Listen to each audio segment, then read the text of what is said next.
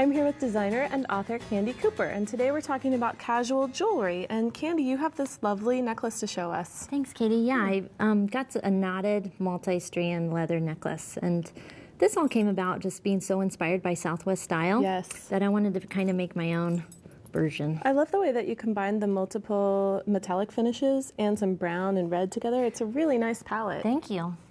All right, so I'm using this pretty thin metal, or this really thin leather, and these metal beads. I'm so excited about the metal beads because they have large holes. So you can string, like, because sometimes, I don't know what you think, but I think using leather sometimes is hard because bead holes tend to be small. Right. Does that make sense? Yes, it does. You have to find some beads that you love that have a little bit of larger hole to fit. Right. So I'm starting out, and I just make a knot at the end of the strand, but you want to leave yourself like 1.5 to 2, probably like 2 inches. Okay, and leather. about how long is your leather cord? I would say this is 20 inches starting out, because you have to account for the knots, right? Because those are going to eat up some of your length. Right, and it's about 0.5 millimeter? Mm-hmm, yes. And I'm just stringing a mix of like crystals and check beads. And then after each bead, I just make a knot. And so you would just keep knotting like your entire strand, and just be sure to make an extra knot, which will give you space in between all of your beads, which shows off all your cool beads. What do you mean? Well, I mean... Like leave one knot on the leather and then make another beaded unit separately? Yeah, after you... Oh, okay. So you leave a little space and start again. Oh, I see. And that gives you space in between all of your beads, because if it's just a big row of beads, then it doesn't really show off. Okay, so the next thing we're going to do is make a couple coral links that'll go at the end. And these are really simple. You just start with a piece of, I'm using 20 gauge wire, string your spacer bead, and then your coral bead, and then another spacer bead. And you can really do this, like, whatever extra beads and metal. This is a fun way to use beads from your stash. Yeah, you just make it work. And I like that you use the gunmetal with brown. I think normally copper or gold would be more common. This gives it a really neat, interesting look. Thanks, it's kind of mod. It is. So I just got a couple little wrapped loop links, so you'll need 2 of those. And then to finish your necklace, you're gonna make another button closure, because I love buttons. And I have a whole stash, but I've just strung this on the wire, like so. I've got a U shape going with my wire, and I snuck a few spacer spacers on the beads. front. But you just flip this over, and you're gonna cross the wires. Okay. And again, low pressure wire work. You just swoop your wire around a couple times. So you're just doing a little bit of a wrap? Yeah, just to secure it really well. And then you trim the excess here, like so. I'll put my finger over the wire so it doesn't fly away and hit you in the eye, Katie. Thanks. That's why I wear my safety glasses here. Yeah. And then you're going to finish the end with a wrapped loop and wrap that around. And I leave it kind of messy because, again, we're going casual, and it should be fun. Right. And this is a fun way to make a button closure for any kind of necklace that you're doing with chain at the back. You got that right. Mm-hmm. So, got my closure ready. Now let's put it all together. So going back to our strands, another thing I'm doing with the button is using it as a link.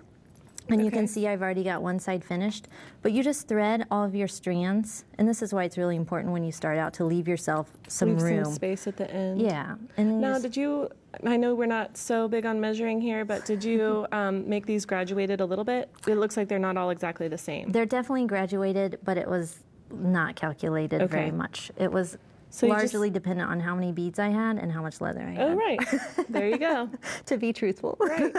I think that's the way a lot of our designs get going. Yeah. So to put this, to secure the leather to the button link, you're just going to make a fold in all of your leather pieces, and then leave yourself a tail of wire, and then you just kind of, this gets a little scary, but you just kind of crimp it and wrap it and smush it all together. It's a technical... The smushy coiling technical term. Yeah, and because it is, again, casual, just like the button link. Right, and this isn't a very heavy, you don't need a really heavy-duty attachment here either, but it is strong and secure when you're finished. Right. And this is 20 gauge wire, you said? Yep, but you do want to go around this a couple times, like 5 or 6. You could even put a drop of glue in there if you were worried. Truly. And then I use chain nose pliers just to crimp in those loose ends. Right. And then I use my wire cutters to trim the these guys. extra.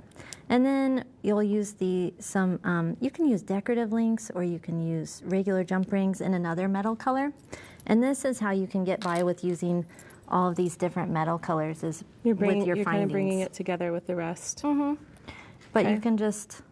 That's a great idea to use buttons as links with jump rings. Thank you. I love it. Thank you.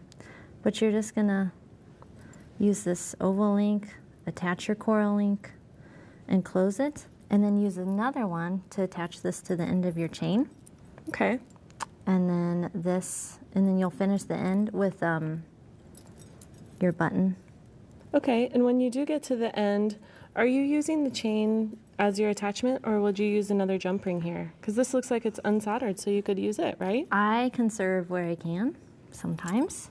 And this is one case where I would, because it why makes not? sense, right? Yeah. It's right there, it's large enough. Yeah, why not? And we should tell people before you close it, always close the jump rings to the side like that. Yeah, twist it open. You can usually hear a little click, too, when the ends meet. Yeah, and this chain is so strong that you kind of have to really muscle it with these. Yeah. Well, that's good, because then you know you'll have a secure finish. And you made a little spiral, too. I did. Can you show us that really quick? Yep. So to make a little spiral hook, which is great because it just sneaks behind your button closure, Sure. You're just going to use your round nose pliers. Okay. Make a little twirl. I know you showed us that on another episode, but it's a favorite it's a good closure one to see of mine. Again. it's a favorite.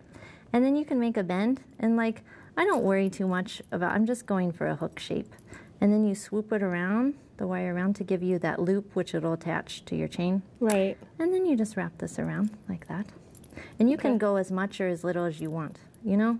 It just depends on what kind of look you want. Okay. These are fun to make, though. Yeah, and it's really important now that you work hard in that. Yes, we can work hard in it. Got my bench block here. And I just lay the hook part on and then hammer it. You can also hammer it with the round end, which adds kind of a decorative planished look to it. You get that hammered effect. Yep. And then, like I showed, just attach that to the end of your chain. Right, and it's beautiful. And let's take another look at your finished samples here.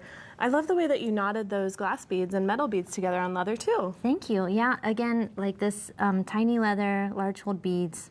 It's good. The bracelet is beautiful. Thank you.